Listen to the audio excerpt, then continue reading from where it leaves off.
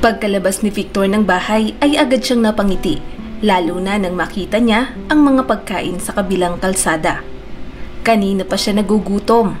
Paborito niyang kainin ang matatamis na pagkain, katulad ng cake na dati ay binibake ng kanyang nanay. Pero sa kasamaang palad ay namatay na ito 5 taon na ang nakakaraan. Kaya ngayon, wala nang magluluto ng pagkain para sa kanya na kasing sarap ng luto ng kanyang ina.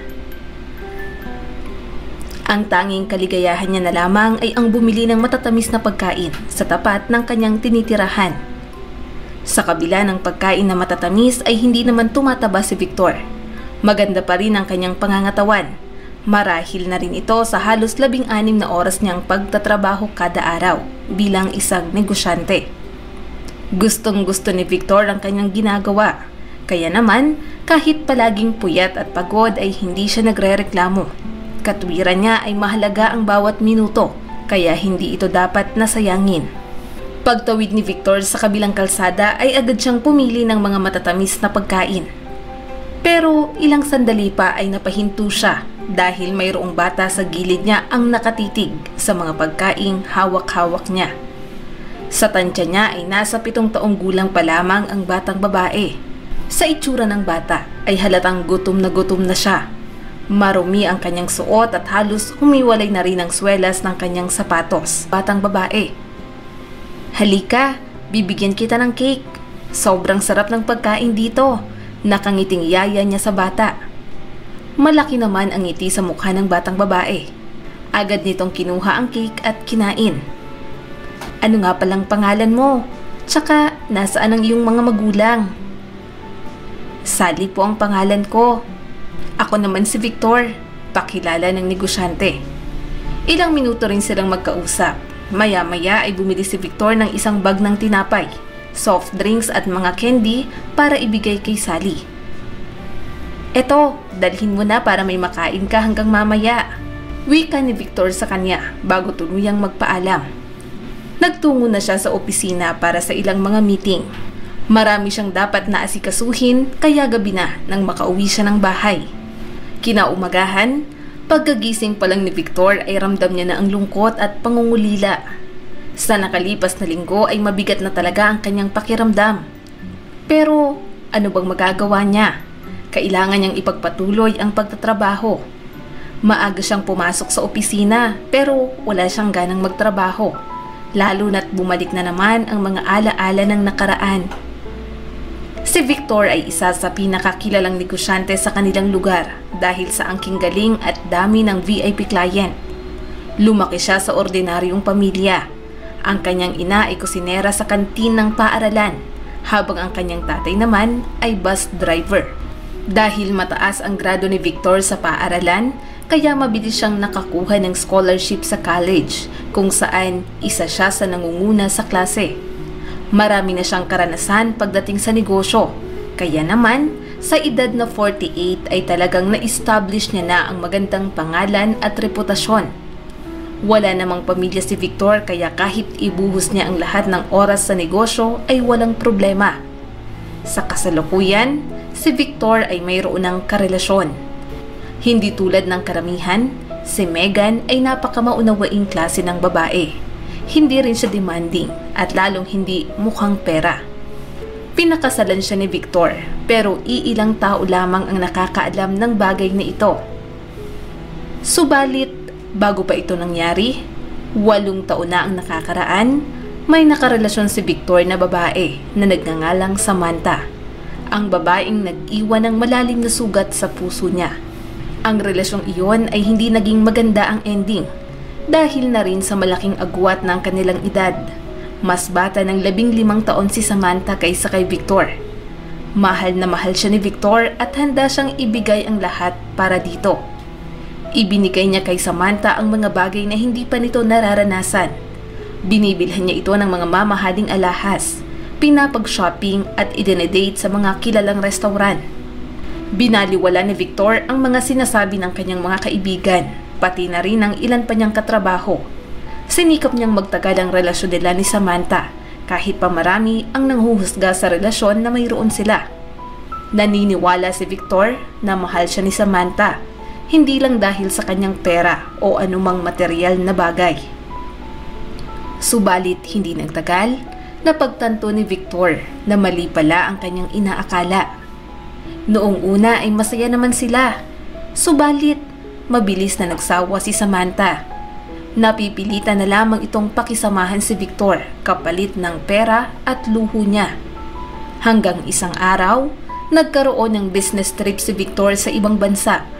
Dahil sa dami ng dapat na asikasuhin, ay inabot na siya ng halos 3 linggo bago makabalik. Dahil sa dami ng dapat na asikasuhin, ay inabot na siya ng halos 3 linggo bago makabalik. Pag-uwi niya ng bahay, ay napansin niya kaagad ang malaking pagbabago sa pakikitungo ni Samantha sa kanya. Isa na rito ay ang hindi pagsagot ni Samantha sa kanyang mga tawag. At ikalawa, habang nasa business trip si Victor ay palaging may ibang lalaki na kasama si Samantha. Nang malaman ng negosyante ang bagay na ito ay mas pinili niyang manahimik. Hinayaan niya si Samantha na mamuhay kasama ang lalaking gusto niya. Naiintindihan ni Victor na talagang ang 15 years na age difference alak ang naging karamay niya sa mga panahong iyon, habang si Samantha ay nagpapakasaya sa bago niyang kasintahan. Hindi naman magawang magtanim ng sama ng loob ni Victor. Sinabi niya lang kay Samantha na kung ano man ang desisyon niya sa buhay, sana ay maging masaya siya hanggang sa huli. Hindi ugali ni Victor ang manisi ng ibang tao. Sa halip ay sinisisi niya ang kanyang sarili. Siguro ay dahil kaya baka siya ipinagpalit ni Samantha ay mas matagal ang oras na iginugugol niya sa negosyo. Baka hindi niya naibibigay ang mga pangangailangan nito. Lumipas ang ilang buwan. Kahit pilitin ni Victor na makamove on ay hindi niya magawa. Palagi pa rin siyang updated sa buhay ni Samantha. Lalo na nang mabalitaan niyang magpapakasal na ito kay Miguel. Papaano nangyari iyon? Ilang taon kaming magkasintahan, pero sabi niya sa akin ay hindi pa siya handang magpakasal. Pero anong nangyari? Ilang buwan pa lamang silang nagde-date pero magpapakasal na sila kaagad? Nakakuyom na palad na tanong ni Victor sa sarili. Pero hindi nagtagal ay nalaman niya rin ang dahilan sa likod ng agarang pagpapakasal ng dalawa. Iyon pala ay dahil nagdadalang tao na si Samantha. Makaraan ng ilang buwan ay nakita ni Victor ang larawan nito sa social media habang hawak ang 2 sanggol, isang babae at isang lalaki. Masaya si Victor para sa kanya sa kabila ng panghihinayang dahil siya ay matagal na rin gustong magkaanak pero hindi sila pinalad na mabiyayaan. At ang dahilan nito ay dahil puro trabaho ang kanyang inaatupag noon kaya hindi niya magawang bumuo ng sariling pamilya. Noong maikasal at magkaanak na si Samantha ay unti-unti na ring natatanggap ni Victor na talagang wala ng pag-asa na muli pa silang magkabalikan. Sa totoo lang ay umaasa pa rin talaga siya na pwede niya pang maagaw si Samantha kay Miguel dahil mas kaya niyang ibigay ang luho nito. Pero alam niya rin sa kanyang sarili na hindi lahat ay madadaan sa pera. Bagamat naging mahirap kay Victor ay sinikap niyang maibalik ang dati niyang buhay. Nagpakabisi siya sa negosyo upang kahit papaano ay makalimot. Nag-travel siya sa iba't ibang lugar para ma-relax ang isip. Hanggang sa nangyari na nga ang isang bagay na hindi nila inaasahan. Namatay si Samantha at Miguel sa isang car crash. Nakita niya na lamang ang balita sa telebisyon matapos i-announce ng reporter ang pangalan ng mga biktima. Napaiyak na lamang si Victor sa nangyari. Hindi niya nagawang umattend sa libing dahil ayaw niyang makita ng ibang tao kung gaano siya nasasaktan sa pagkawala ng kanyang dating kasintahan. Handa siyang patawarin si Samantha sa lahat ng ginawa nito. At kahit lumipas na ang 6 na taon mula ng pagkamatay nito ay lagi pa ring inaalala ni Victor si Samantha, pati na rin ang mga masasaya nilang alaala.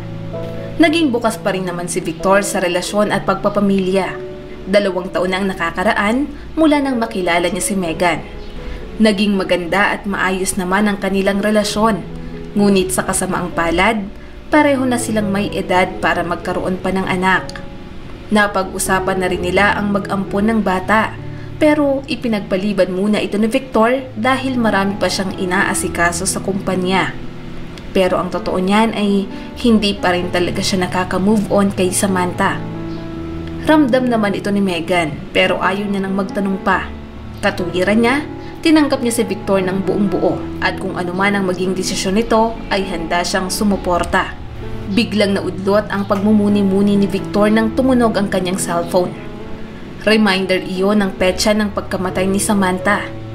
Tuwing death anniversary ay nagpupunta siya sa sementeryo upang bisitahin ang puntod nito. Lagi siyang nagdadala ng mga bulaklak. Hindi niya rin makakalimutan si Miguel, ang kanyang karibal. Pero wala naman siyang dapat nasisihin dahil desisyon iyon ni Samantha.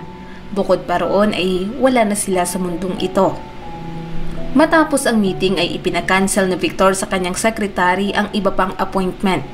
Bago pa magtanghali ay binabagtas niya na ang daan patungo sa sementeryo na nasa ilang kilometro din ang layo. Sa nakalipas na mga taon, ang caretaker sa sementeryo ay naging kaibigan na rin ni Victor at noong araw na iyon ay muli nilang kinawayan ng isa't isa. Alam ng caretaker na si Victor ang nagbabayad para ma-maintain ang puntod ng mag-asawa. Kaya sa tingin niya ay kamag-anak o malapit na kaibigan ang negosyante.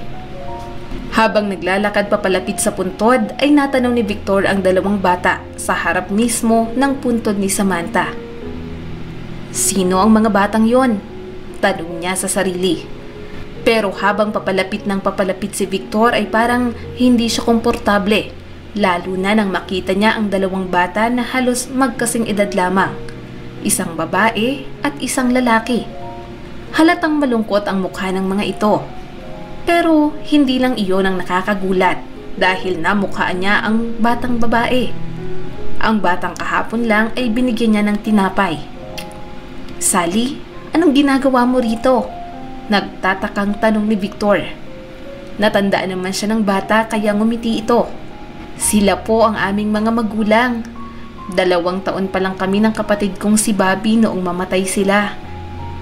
Kami ng kapatid ko ay nakatira kasama ang dati naming yaya, paliwanag ng batang babae na parang isang matanda na kung makapagsalita. Matapos marinig ang mga salitang iyon ay parang bumilis ang tibok ng puso ni Victor. Hindi siya makapaniwala sa kanyang mga naririnig. Papaanong nangyari ang lahat ng iyon? Mahigpit na niyakap ni Victor ang magkapatid. Hindi niya mapigilan ang mapaiyak. Hindi man niya ito kaano-ano ay gusto niyang maging tatay ng mga bata. Isa pa ay naalala niya rin si Megan. Gusto nito na mag-ampun sila. Matapos noon ay pinuntahan ni Victor ang tirahan ng magkapatid at doon ay nakita niya si Delia, ang dating yaya ni Samantha. Siya pala ang kumupkup sa mga bata. Subalit ngayon ay may edad na rin siya at mayroon na rin karamdaman kaya hindi niya maibigay ang mga pangangailangan ni Sally at Bobby. Hindi na itinanggi pa ni Victor na kilala niya si Samantha at Miguel. Mula noong araw na iyon ay inuwi ni Victor ang kambal sa kanyang tahanan. Siyempre, tuwang-tuwa si Megan dahil sa wakas ay matutupad na ang pangarap niya na maging isang ina. Hindi niya akalain na 2 biyaya kaagad ang ibibigay sa kanya ng Diyos. Ipinangako ni Victor kay Delia na mamahalin at ituturing niya na parang tunay na anak ang mga bata. At bilang pasasalamat sa pag-aaruga sa mga ito sa nakalipas na mga taon, isasama niya si Delia sa tahanan nila. Ipapagamot niya rin ito nang sa gayon ay magkakasama na silang mamumuhay bilang isang buong pamilya. Makalipas lamang 1 buwan ay naisaayos na ang lahat ng mga dokumento para sa legal na pag-aampon sa mga bata. Si Victor at Megan na yata ang pinakamasayang magulang sa araw na ma-approve ang lahat ng dokumento. Natutuwa sila dahil sa wakas ay magiging ganap na silang pamilya. Bilang pagunita kay Miguel at Samantha, taon-taon ay bumibisita ang kanilang pamilya sa puntod ng mag-asawa. Taos-puso naman ang pasasalamat ng kambal dahil may mga tao pa rin talaga na may mabubuting puso. Minahal nila si Megan at Victor bilang pangalawang magulang at tatanawin nilang malaking utang na loob sa mga ito ang pagkakaroon nila ng bagong pamilya at bagong pag-asa. Maraming salamat sa patuloy na panonood sa aking munting channel. Kung nagustuhan mo ang videong ito ay huwag mong kalimutang mag-like and subscribe at pakipindot mo na rin ang notification bell para updated ka sa mga susunod nating video.